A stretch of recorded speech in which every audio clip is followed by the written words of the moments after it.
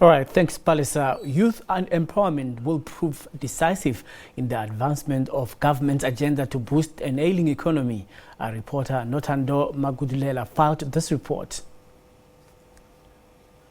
Africa's most industrialized economies also has one of the most liberal and celebrated constitutions in the world.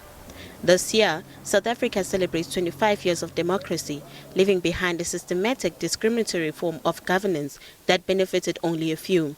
And yet, youth across the country face challenges of unemployment, lack of access to education, and economic opportunities. Unemployment is reported to be the most pressing issue as it determines the youth's economic participation. So the Youth Employment Service was set up in collaboration between government, business and labour to address this national crisis. We have over a third of young people in our country who are not in employment, education, training, they're not in jobs. And what makes this more difficult to solve is we have an economy that doesn't really grow with jobs. So we've got young people, they're in communities far from where the economic activity is happening, and we've got to be able to put them into the economy and create pathways that they can become active citizens, able to take care of their kids and able to find jobs closer to where they live. So one of the major causes of poverty in South Africa is unemployment.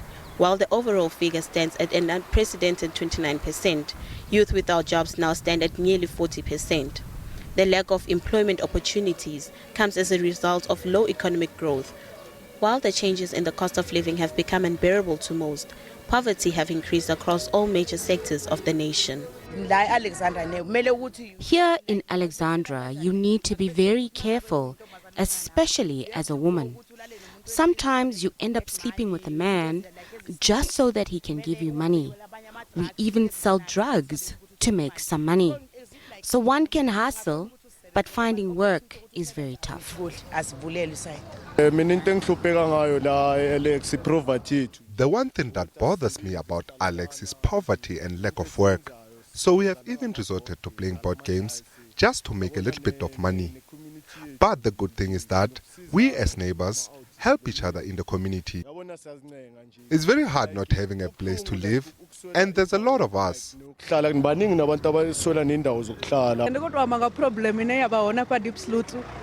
There are no jobs, electricity or water here in Diepsloot.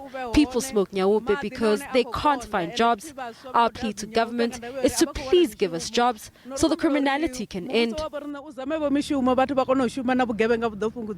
If we take seriously Section 10 of the Constitution, which assures everyone in South Africa the right to dignity, we really need to look at revising those poverty lines to standards that afford people dignity and a decent standard of living.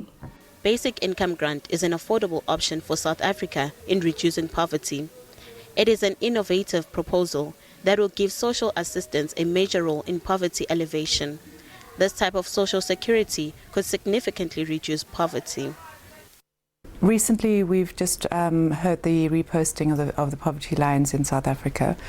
What we face in South Africa is an ever-increasing level of income poverty and inequality. So we have over 50% of the population, 55.5% of people living below the upper bound poverty line. We have more than 1 in 4 people living below the starvation line. So poverty is a traumatic experience for many millions of people in South Africa, and it's structural. So it's not something which is cyclical, that someone falls into poverty and then is able to work themselves out. The problem about poverty is that it's intergenerational. Many households are born into poverty, and their generation, their children are born into poverty and continue that way. What we need to do is find ways in which we can break this so that people have the hope that they in their lifetimes will be able to move out of poverty and that their children's lives will be fundamentally different. Like the young citizens of South Africa, 25-year-old democratic South Africa has made some significant gains towards imagining an ideal and inclusive society. But there is a lot more work to be done to realize the society for everyone. With South Africa celebrating 25 years of democracy this year, the question remains, what is there to celebrate when you can barely put food on the table? Nothando Magudulela, SABC News, Johannesburg.